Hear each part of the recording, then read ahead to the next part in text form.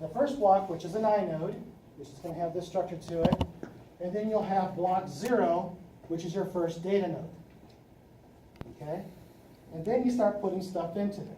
And as you grow larger than the data, that particular data node, and you need another one, then the file system knows to go and get another data node off of the free list, and then assigns it to disk block 1's pointer space. When that one gets full, you go get another data node and fill in block 2's address with that new data node that you just got, and so on and so on. Until you filled up the data node that you assigned to block 7, which is your 8th block. At that point, you grab another data node and you create an extension of this inode inside of that data node. To do that, the file system, of course, needs to know what's the size of an address. Right? So if we're using standard 32-bit addressing, it's 32 bytes would need how many? Let me see. 32 bits. In order to store 32 bits, how many bytes do I need? 4 bytes. So if I have a 512 byte data node, and I say, I'm now going to use this as an extension, if this is going to be assigned to this pointer here, if I'm going to use this as an extension to this inode and I'm using 32-bit addressing, then I'm going to be able to create, I'm going to be able to hold how many pointers? 64. Oh, yeah. 512.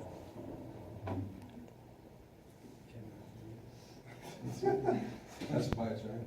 What's that? 512. 9. Yeah, 2 to the 2 is 1024, isn't it?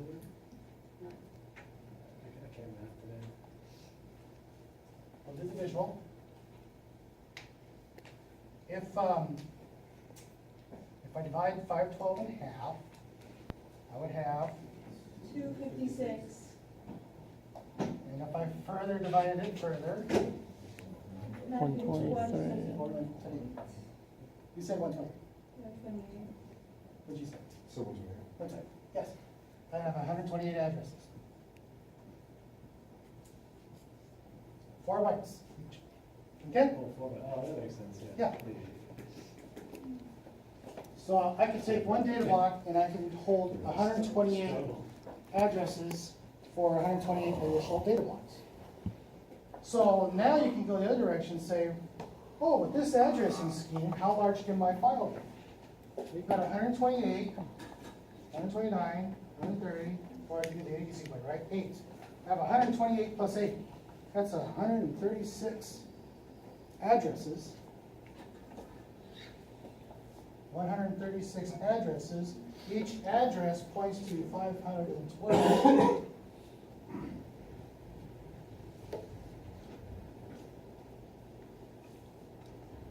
So how large can this file be? 69,632. So that MPEG that you were playing, how large was it? Probably not that big. Okay.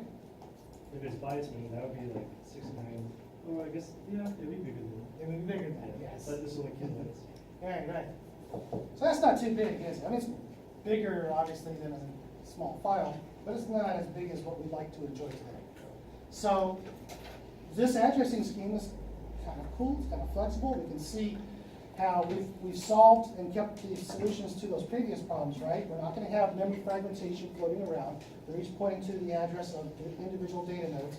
I can dynamically have increased and decreased sizes of this one file simply by getting a data node and associating its address here, or wherever, or even extending it here. So that gives me all those flexibilities, but it didn't get me that large. Oh, by the way, to answer the question earlier, you went straight to the calculator. What's another way you could have solved this problem? Counting them. Yeah, it's not efficient, right? go back to here and say 128 times 512 plus 8 times 512. Right? Because everybody knows 128 is to the what? It's 2 to the. 10. Should be 2 to the 7, right? 2 to the 8. Is it signed or unsigned? Come by top. Yes. That was a joke. Seven? Who votes for 7? Who votes for 8? One, two, 4, 8, 6. What's 512? 9. This is 7 and this is 9? 256 and then 512, right? 1, 2, 4, 8, 16, 32, 64, 28, 256, And then 512. 512.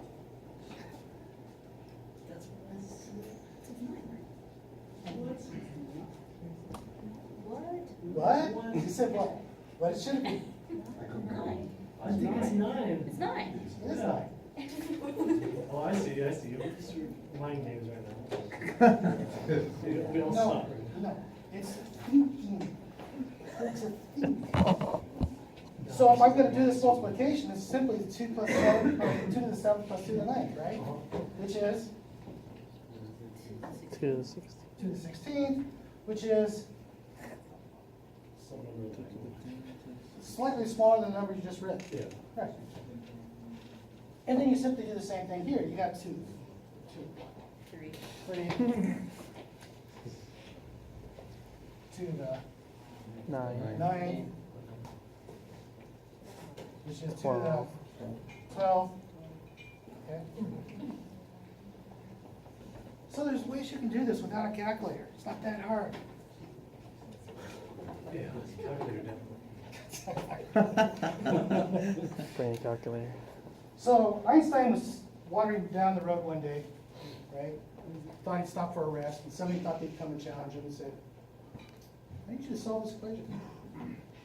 Einstein, not having his calculator or abacus at the time readily available, said, sure, no problem. How's he solve the problem? What's that? You know, like a piece of paper, but like a stick and dirt. Stick and dirt. But instead of solving the numbers absolutely, he rounds up or rounds down.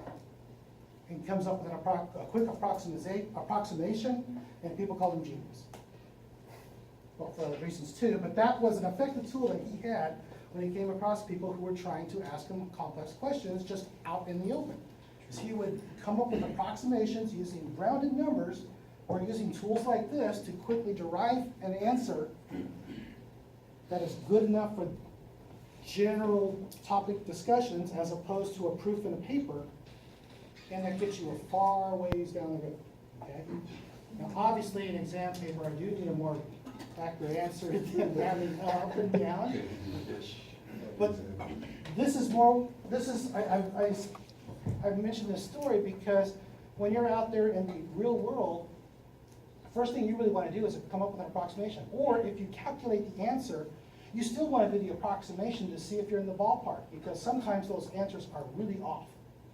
And if they're not close to your approximations, then you know something's wrong. You know you need to go find and debug that result. So don't forget these important tools that we gave you, what, 5 years ago? In the one-on-one class? Okay, this is a good time to take a break. We're going to take a 10-minute break, so let's be back at 25 till.